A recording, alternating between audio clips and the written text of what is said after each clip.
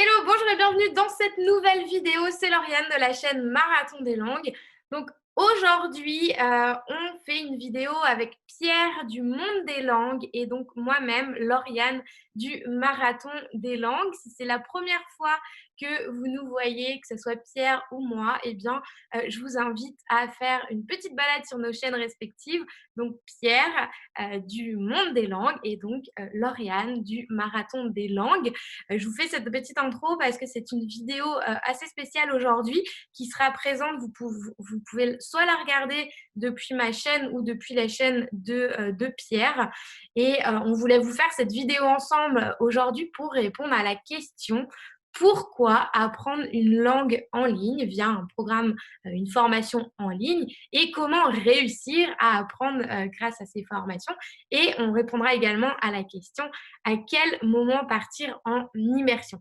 Alors vous allez sans doute nous dire bon bah c'est pas tellement objectif votre truc là vous tous les deux parce que on sait que voilà vous avez des programmes en ligne, vous formez les gens en ligne et justement on se permet de faire cette vidéo parce que on va répondre à cette question avec le plus d'objectivité possible, avec les avantages et les inconvénients d'apprendre en ligne et surtout, l'idée de cette vidéo mutuelle, c'est surtout en vue du contexte actuel. On s'est dit qu'on allait mutualiser nos cerveaux pour cette vidéo pour vous aider encore plus, à vous aider à passer ce confinement dans les meilleures conditions possibles. Et en plus, tout simplement parce que eh bien, ça fait du bien de voir un peu de cohésion sociale, de nous voir travailler ensemble, j'imagine. Et, et donc voilà, vous, sans doute, certaines personnes nous disent, enfin, je vous dis ça parce qu'on nous le dit souvent, c'est que ah oui, mais vous êtes concurrents, comment vous faites tous les deux?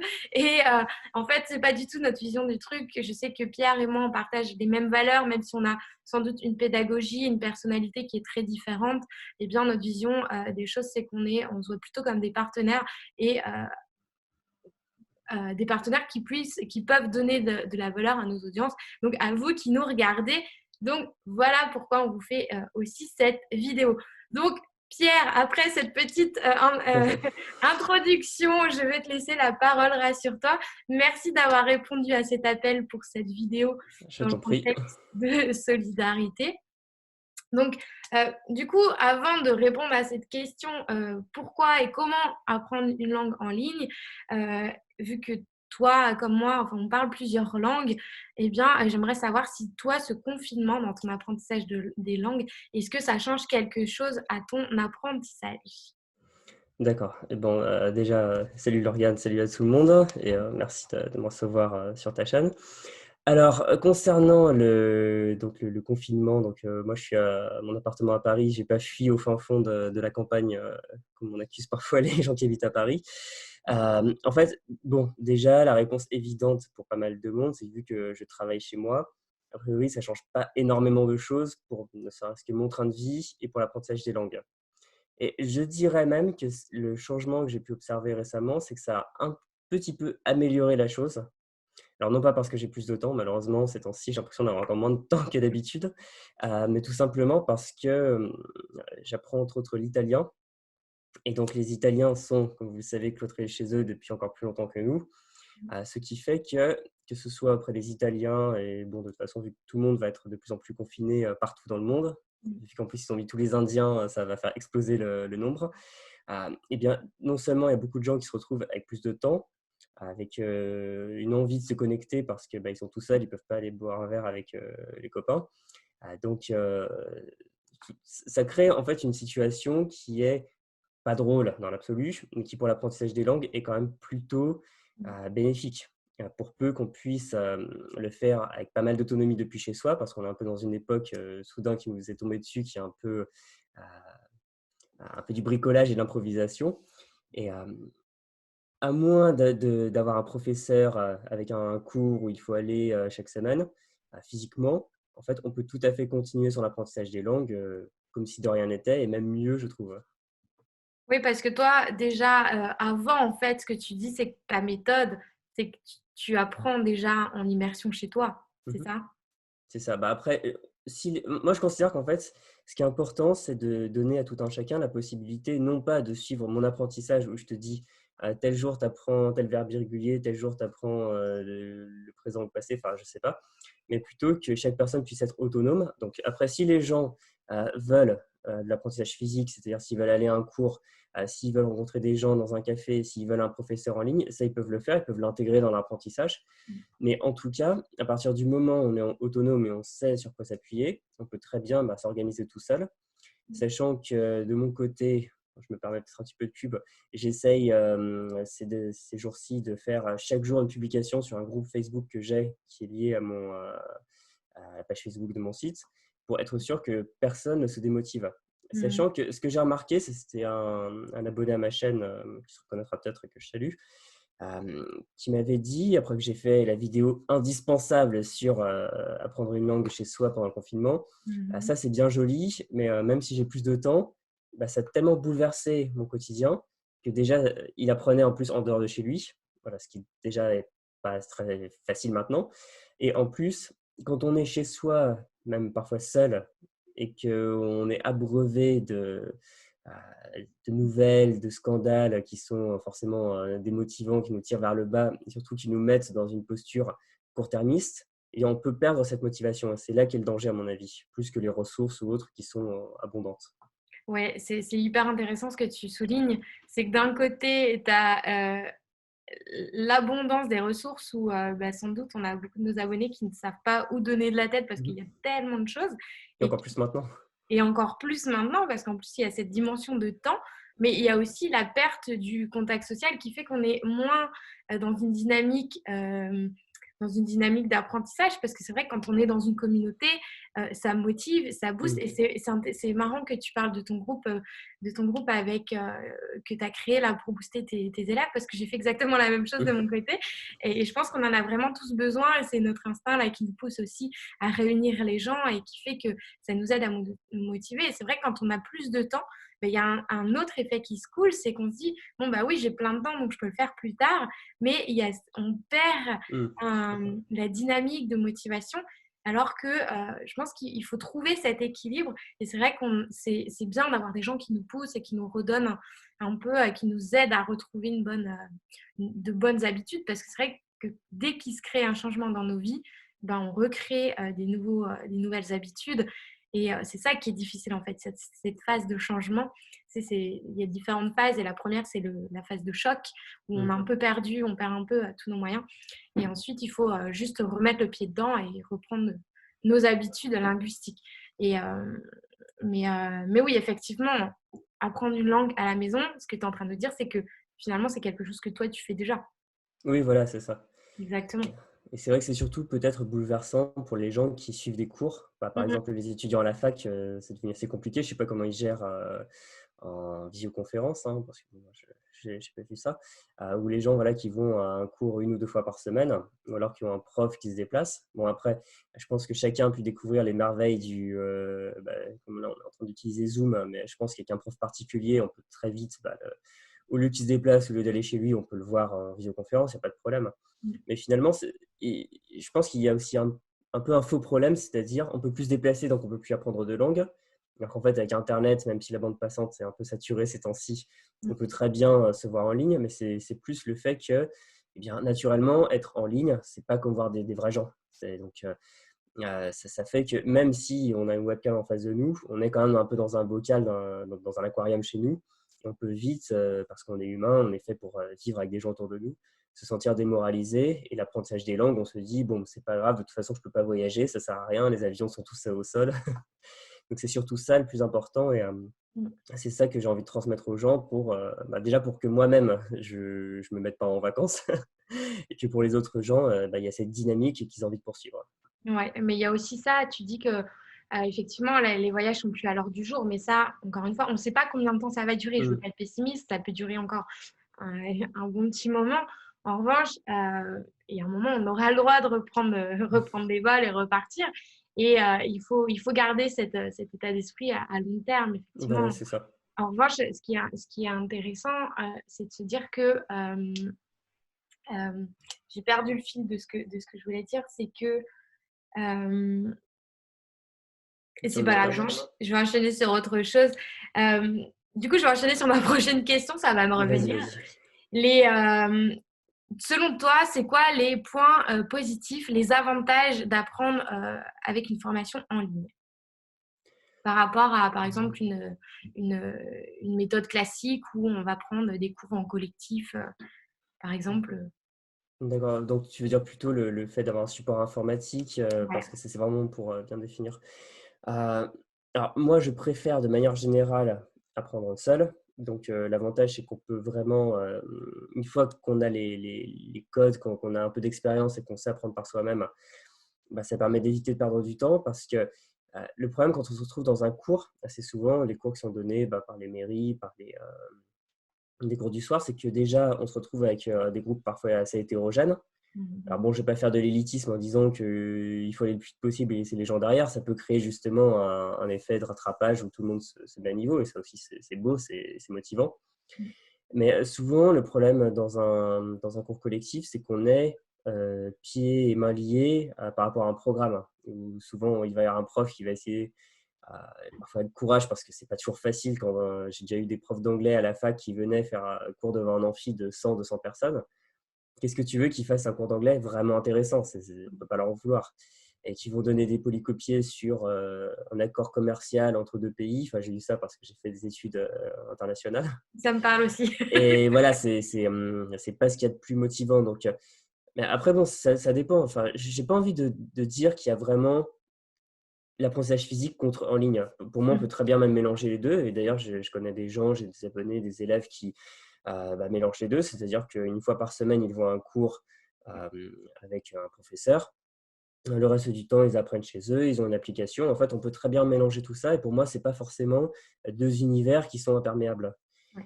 Après, moi, ce que j'apprécie, c'est surtout la possibilité de faire un peu ce que je veux. C'est-à-dire que je peux prendre les ressources que je veux. Euh, Après, là où il y a quelque chose qui parfois peut être un peu incompressible, c'est quand il y a des points sur lesquels on ne se sent pas forcément euh, très sûr. Par exemple, une langue avec des nouveaux sons, une prononciation qui est vraiment très différente.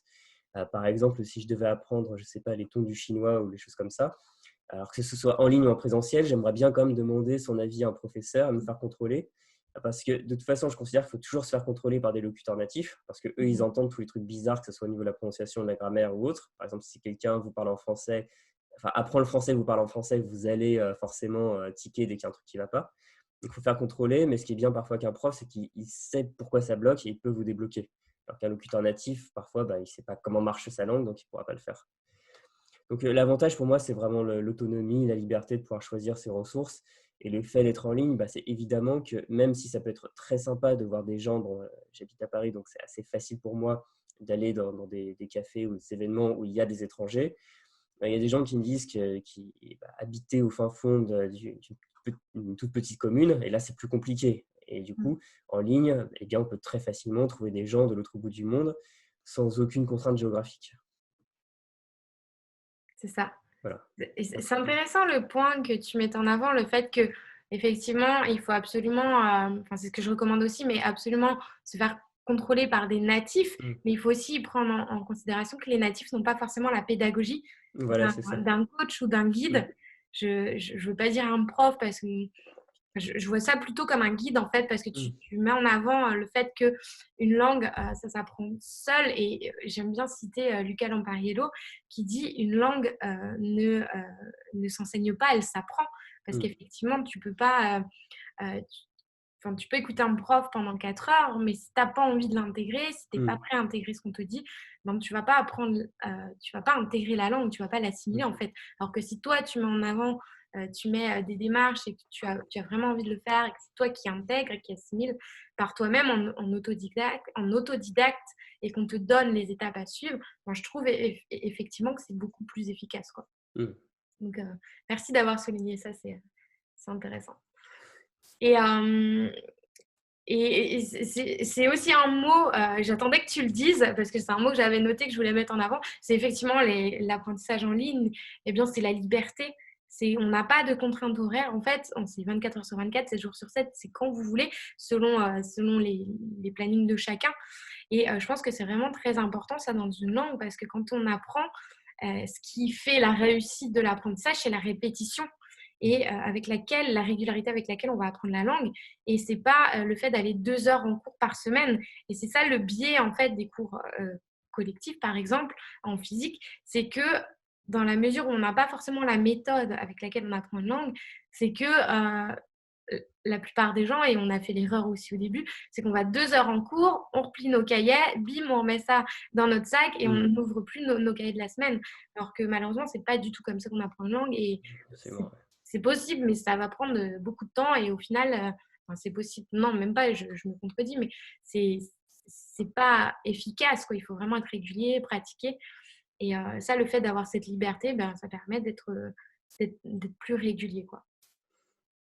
Donc, top. Donc, ce qui nous emmène à alors, en fait, je te posais cette question parce que c'est souvent, tu dois aussi avoir cette remarque régulièrement, c'est que on nous dit, de toute façon, pour apprendre une langue, la seule manière, c'est de partir à l'étranger.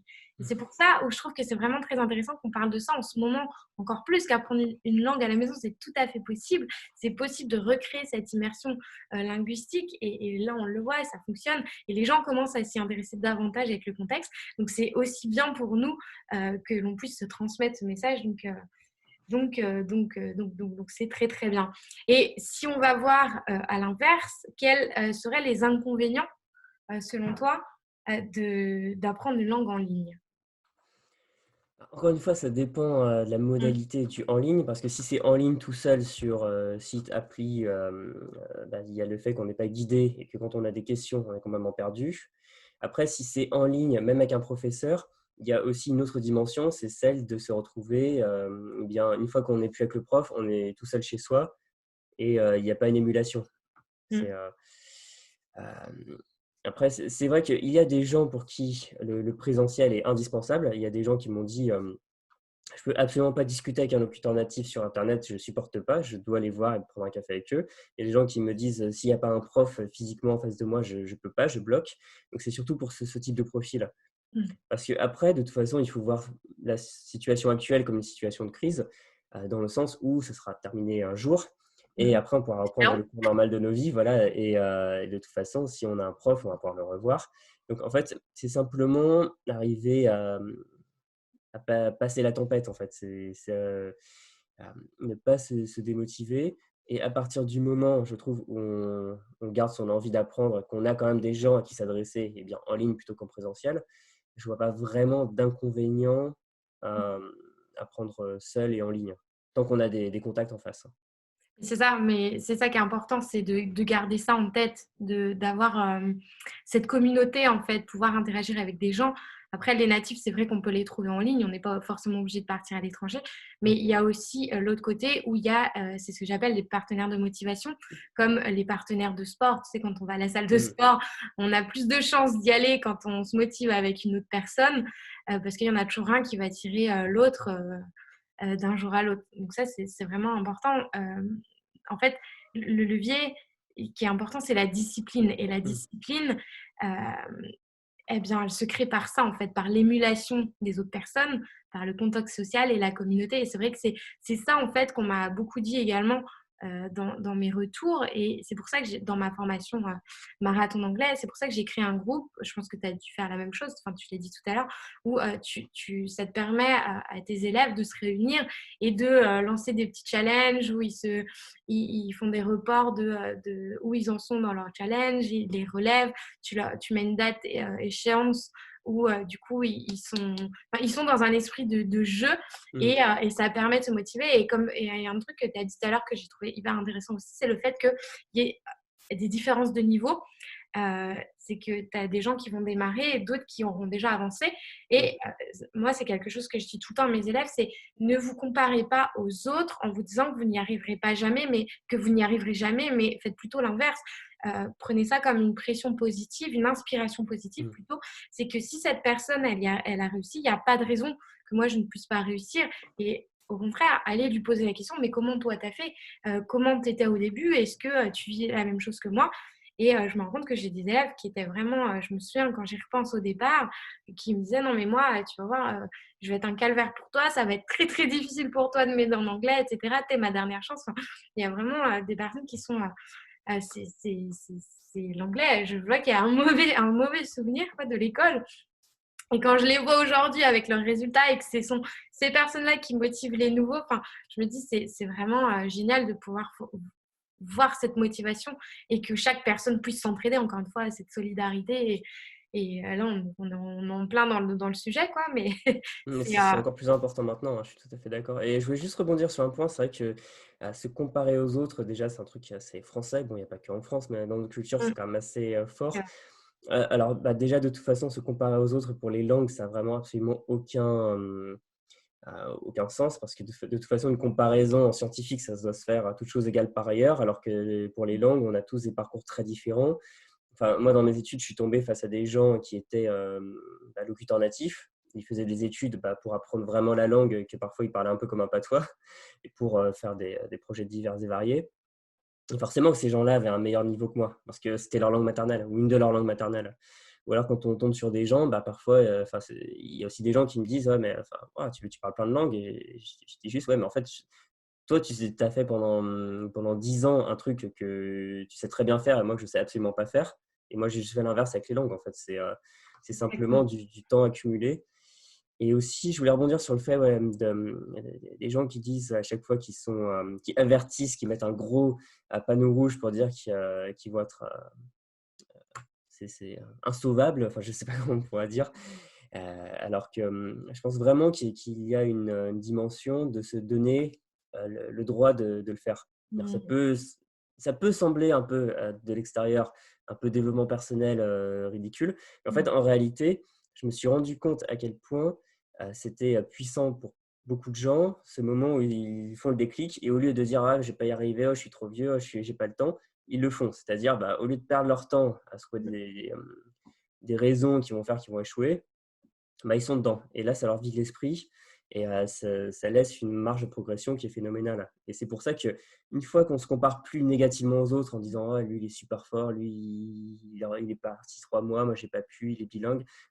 Non, une fois qu'on voit des gens, en fait, où on comprend juste les mécanismes, c'est pour ça que c'est important en tant que formateur de les expliquer, de dire que si une personne parle une langue, c'est juste qu'elle a fait ça, ça et ça pendant longtemps.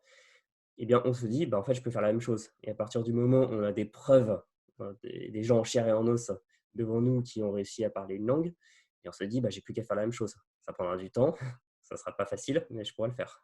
exactement, je suis à 100 000 d'accord avec toi sur le fait que tu mettes en avant le développement personnel. Parce que moi, c'est vraiment quelque chose que c'est le fer de lance de mes formations, c'est que justement, on travaille en amont sur ce blocage, Mmh. parce que ce blocage, il a été intégré à l'école malheureusement, où on était dans ce système de notation où on était à bons ou mauvais élèves, mais le résultat, il est le même. C'est que pour la plupart des gens, on n'était pas capable de parler. Et du coup, on a intégré un cadre comme je suis nul. Et Mmh. ça, c'est la phrase qu'on entend le plus souvent, je pense. Et à force de se répéter ça, on en est convaincu et on est dans un cercle vicieux. Mais nous, notre travail, c'est d'aller débloquer ça, en fait, d'aller enlever Mmh. ça et vous dire, bah non, en fait, ok, tu as intégré ça, mais là, aujourd'hui, on va travailler là-dessus. Et une fois qu'on va l'enlever, tu vas t'autoriser, j'adore le fait que tu utilises ce mot-là, tu vas t'autoriser à réussir, enfin, du moins à pouvoir le faire, à passer à l'action.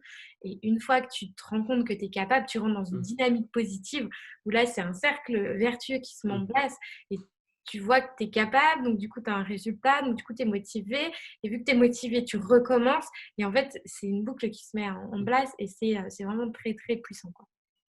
Oui, c'est pour ça que c'est important, surtout dans une période où on a envie un peu de se remettre sur du court terme, d'aller sur Netflix ou je sais pas quoi. En anglais. Ouais, non, non, non, non, mais c'est presque un mauvais exemple parce qu'on peut l'utiliser pour d'autres langues. Mais enfin, Mmh. vraiment se mettre sur un truc court terme où on attend un peu que ça passe, c'est important de remettre les gens dans cette dynamique, de les aider parce que c'est un peu notre boulot, quoi, il faut qu'on le fasse. Mmh. Parce qu'à partir du moment où on reste dans la dynamique, on progresse vite parce qu'on est motivé, on travaille chaque jour. Et le fait que ça soit quotidien, voire même voire, comment est-ce qu'on dit, ultra circadien dans le jargon, c'est-à-dire plusieurs fois par jour, Mmh. ça va même renforcer encore plus l'émulation. Alors qu'à l'inverse, moins on va en faire, plus on va se dire je ferai ça la semaine prochaine, je ferai ça à tel moment, et plus ça va retomber, plus la motivation va être basse. Et surtout, ce qui est important quand tu parles de choses à travailler en amont, je pense que c'est essentiel. Et ça, même s'il y a des professeurs qui le font très bien, je pense que dans l'apprentissage des langues, c'est pour ça que moi j'ai une vision assez apprendre à apprendre les langues. C'est parce que déjà, ça m'intéresse plus personnellement. Mais parce qu'à chaque fois, les gens me disent, ouais, mais bon, moi, ce qui m'intéresse, c'est apprendre des phrasal verbs en anglais ou les verbes irréguliers. Mais j'y arrive pas. Donc, est-ce que tu as une méthode comment je peux les apprendre? Et à chaque fois, j'ai envie de dire à cette personne, est-ce que tu as réfléchi sur comment tu arrives à mémoriser des informations? Parce que à partir du moment où on a une mémoire entraînée, eh Mmh. bien, c'est pas si difficile en fait. Une fois qu'on comprend la logique et qu'on a une mémoire entraînée, bah, les phrasal verbs ou les verbes irréguliers de n'importe quelle langue, c'est pas facile, mais ça se retient aussi. Par exemple, les gens qui me disent «Ouais, j'arrive pas à m'organiser», bah, est-ce que l'organisation, c'est pas la première chose à faire pour que tu puisses eh bien, apprendre une langue tous les jours? Ou alors ceux qui me disent «Ouais, mais je sais pas quelle formation, méthode ou livre ou manuel choisir». Et à chaque fois, j'ai envie de dire, mais le plus important, c'est pas tant le manuel, même si après il peut y avoir des manuels très mauvais, ça existe. Mais c'est à partir du moment où tu en fais tous les jours, tu complètes et que tu fais pas que le manuel, peu importe en fait. Et c'est vraiment ce socle d'apprentissage, ce socle d'auto-apprentissage qui est essentiel et qui, à mon sens, est beaucoup trop négligé en France parce qu'on a la culture du cours magistral qui peut être intéressant. Par exemple, je sais pas, pour de la grammaire théorique, pour expliquer, on peut très bien le faire devant 300 personnes, il n'y a pas de souci. Il y a des gens très bons vulgarisateurs qui y arrivent. Mais pour tout ce qui est pratique, bah, là non. C'est à la personne elle-même de parler, de lire, d'écouter seule. On est bien d'accord et du coup, ça m'emmène à ma transition de fin, donc c'est parfait. Quels sont, selon toi, pour résumer du coup l'ensemble de cette vidéo, les critères de réussite pour apprendre une langue seule à la maison? Alors, bah, le premier critère, il va être un peu en contradiction avec le mot seul, c'est que justement, une langue, ça ne s'apprend pas seul. Mmh. Alors, tout simplement parce que c'est un outil de communication entre plusieurs personnes, parce que si on vivait absolument seul, sans humain autour de nous, on n'aurait pas besoin de langue. Après, il y a des gens qui préfèrent ne pas parler avec des gens, qui préfèrent lire. Je considère que la lecture, c'est quand même une transmission d'une personne à l'autre, donc c'est pas forcément de la solitude. Mais c'est surtout d'avoir des gens, euh, alors, de deux ordres, comme on l'a dit, des locuteurs natifs avec qui discuter, parce que je trouve que ne pas parler avec les gens qui parlent cette langue, c'est quand même assez fou, enfin c'est surréaliste de ne pas le faire. Donc y aller le plus vite possible, ne pas se dire j'irai quand machin. Non, parce que c'est des vrais gens en chair en os, ils ont une culture à transmettre, ils ont une motivation à transmettre. Et honnêtement, si j'avais pas des gens avec qui parler les langues que je parle, pour moi cette activité n'aurait strictement aucun intérêt. On est Ça peut bien être d'accord. aussi voilà, des partenaires de motivation, même qui parfois n'apprennent pas de langue, mais à qui on rend un peu des comptes, ou alors qui disent «T'en es où? J'en suis là». Bon, je trouve que c'est mieux entre apprenants parce qu'on comprend nos délires, parce que moi, je connais des gens qui apprennent je sais pas, le gaélique irlandais, le lituanien ou des choses comme ça. Entre apprenants de langue un peu fous, on se comprend. Alors que c'est Mmh. vrai que si on en parle avec des gens qui se sentent pas concernés par ça, et c'est le droit, bah forcément, il n'y aura pas cette émulation. Donc, vraiment, ne jamais rester seul. Ensuite, toujours faire contrôler ce qu'on apprend, parce que il y a des sons qu'il faut prononcer correctement, des mots qu'il faut prononcer d'une certaine manière, il y a des verbes qui se conjuguent d'une certaine manière et pas comme une autre, des phrases qui ont l'air naturelles, des phrases qui ont l'air bizarres, et toujours confronter sa pratique de la langue aux gens et Mmh. corriger. Et après, bon, il y a des outils, il y a des astuces, la répétition espacée, écouter des podcasts.